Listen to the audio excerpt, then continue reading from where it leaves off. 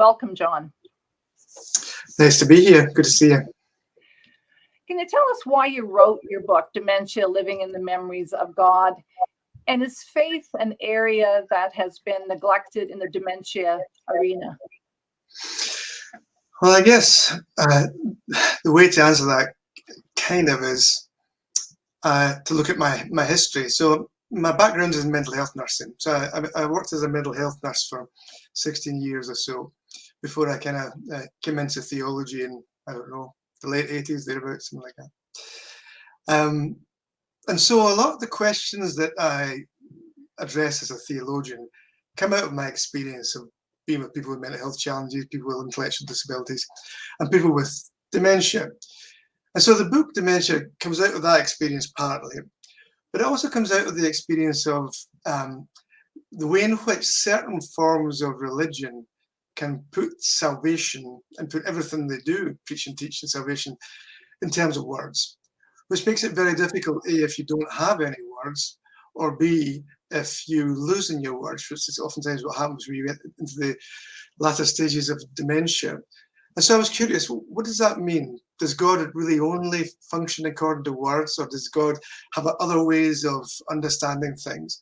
And tied in with that was that whole idea of memory. So if you forget God, does that mean that you kind of lose your faith, or you're no longer as faithful as you used to be? And it's these kinds of practical questions that raise for me big kind of theological issues that I think are not only interesting at an intellectual level, but actually are really interesting because they matter. Because these are the kind of questions that all of us have to wrestle with, and it's good to be able to think them through. So these are the two things that brought the book Dementia to the fore.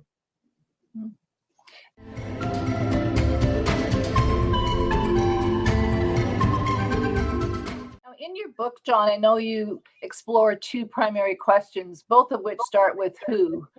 Who am I if I forget who I am? And you redefine dementia in light of the transformative counter story that is in the gospel. Can you talk a little bit more about that? Yeah, well, the one thing that the gospel teaches us, amongst many things, but probably the most important thing, is that we are not our own. That the things that are important about us in our lives are not the things that we do or can't do, the things we remember or would forget, but who we are before God.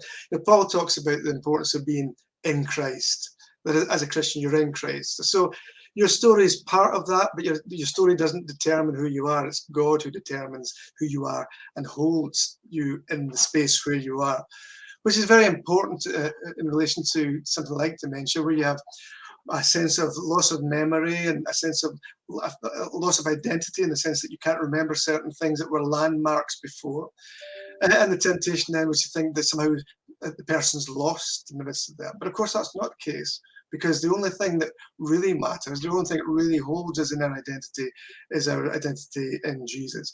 And so the book really teases out what that means, that even when we forget, we're always remembered. Yeah, and you also talk about, as you mentioned, what makes you, who are you? And you talked a bit about the three dimensions of self. Can you elaborate a bit on those three dimensions? Yeah, that's an idea that came from a really interesting psychologist called Stephen Sabat. And he was really concerned about the kind of language that people would use around those living with dementia. So people would say, you know, he or she is not the person they used to be, or they've lost themselves, or all that kind of stuff. And he says that there's two things. One, the understanding of the self that we have in Western cultures is flawed, because very often we think that we are who we are as long as we can remember who we are. And so for me to be who I am, I've got to remember the past, I've got to bring it into the present, and I've got to have some idea about the future. And if I can't do that, people will say, oh, you're not the person I used to be. And that's what it is, because we've got the understanding of the self in that way, as just somebody that's individual, alone with their memories and alone with their own neurons.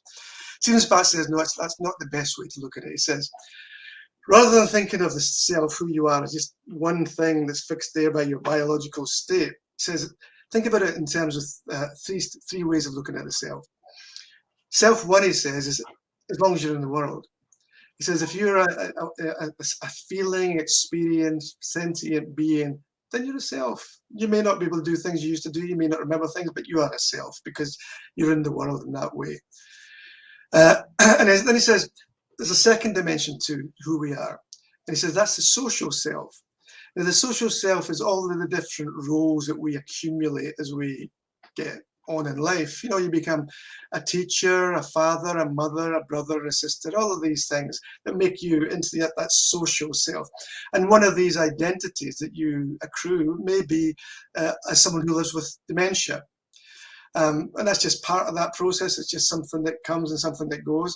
And he says that, you know, for the most part, if we get a diagnosis of dementia, the problem is that people ascribe everything to it. So you can no longer lose your keys. It's the dementia. You can no longer forget things. It's the dementia. And so you begin to kind of lose who you are in that. But he says, with your social self, you can say, no, it's not the dementia. It's just, I've lost my keys since I was 17. And so you have that kind of conversation around who you are. And you have the power to define that. But he says self number 3 is more complicated. Self number 3 is a place where you're gifted value and dignity. Now, you think about it, you know, you can't value yourself. You can't, well, some people do value themselves, but I mean, usually we get value because it's gifted to us from other people through friendship or through relationships. So we feel valued, we're given dignity. And so self number 3 says value, dignity, worth is a gift that's given to you from community. And it says the problem is that because dementia is a stigmatized condition within Western society, the community tends not to give you that gift. So he says, you can lose yourself 3, but it's not because of anything that you do. It's because your community forgets you. And as soon as your community forgets you, it forgets to give you the gift of love, gift, friendship, and so on and so forth. And so he tells us, concentrate on that. Don't take away the gift. Yeah. Oh, yeah. So important, John. What are the spiritual needs of a person with dementia? And, you know, what does a dementia-friendly church look like to you? Yeah, well, the spiritual needs of a person with dementia are the same as everybody else. We need to be loved, we need to be cared for, we need to feel part of something, we need to feel safe, we need to feel secure, all of these different things. And, you know, if you think about spirituality, how might you can think about it this way. Spirituality tries to answer the big questions of who am I, where do I come from, where am I going to, and why. So that's the kind of big questions that all religious systems and all forms of spirituality try to answer. Who am I, where do I come from, where am I going to, and why? Which of course is exactly the kinds of questions that you raise when you have dementia, because who am I? Where do I come from? Where am I going to? Why? So dementia in itself is a spiritual condition because it raises these spiritual issues. And spiritual care in that context, it's just helping people define that. Who are you in this new, strange land of dementia? Because you're still here, you're still important, you're still valued. Where do you come from? You're here, you come from us, our community. Where are you going to? Nobody knows, but we're going there together. Why? Because God loves us. And so spiritual care really runs along these, trying to answer these 4 questions. And a dementia-friendly church is a church that really values people. Because after all, people with dementia are just people like everybody else. They may have needs that are slightly different from everybody else, but then all of us have needs that are different from everybody else. So a dementia-friendly church is one that recognizes the importance of having people with dementia in the community, of having forms of liturgy and worship that enable people to participate and to give people a sense of safety in community. And a dementia-friendly church also means that for people who are caring for people with dementia, that they can find respite, that people from that community can give them the gift of just a few hours in an afternoon to go and have a cup of tea, to sit with them, to give that gift of respite, that gift of kind of value and relief and Sabbath, if you like. These things together, the body of the church when it comes together, but also these different things that we can enable carers. Because if carers care well, then people are cared for. But caring can be exhausting. So looking after carers is very important.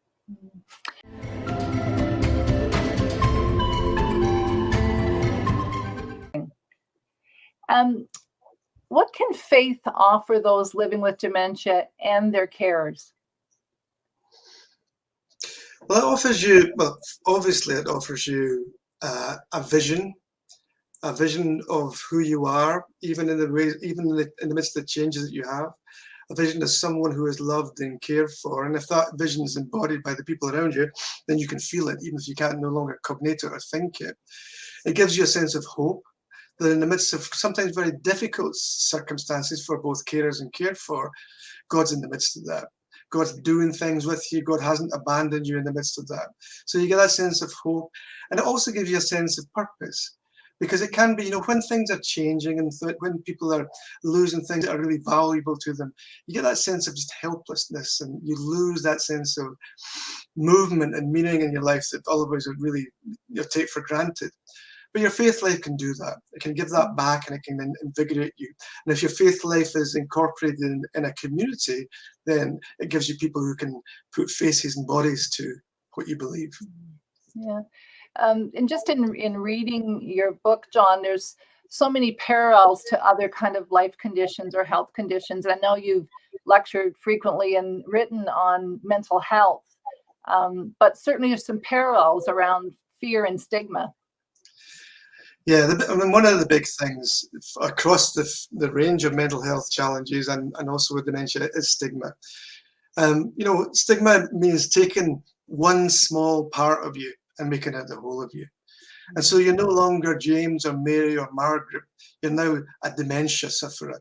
And as soon as that happens, you become depersonalized, and people no longer look at you in the way that you used to do. People underestimate you. They don't give you the benefit of the doubt. They just see the dementia. They just see the dementia. And so one of the most important things, to go back to your question on what makes a dementia-friendly church, one of the most important things about a dementia-friendly church is that you give people back their names. You don't call them by the diagnosis. You don't try to make judgments of what you think they should be, because you of course, you know what dementia is and what people with dementia are like. You don't. Nobody does, because everybody's individual. So a truly dementia-friendly church just takes people as people and sees what happens. Lovely. Some people, especially relatives and carers who are people of faith, may say or do say, what if they forget about God? What do you say to them to give them comfort? Well, yeah, that's completely understandable, and the challenge there is completely understandable. But our faith life is never about what we know. It's always about what God knows about us. All of us change. All of us get older.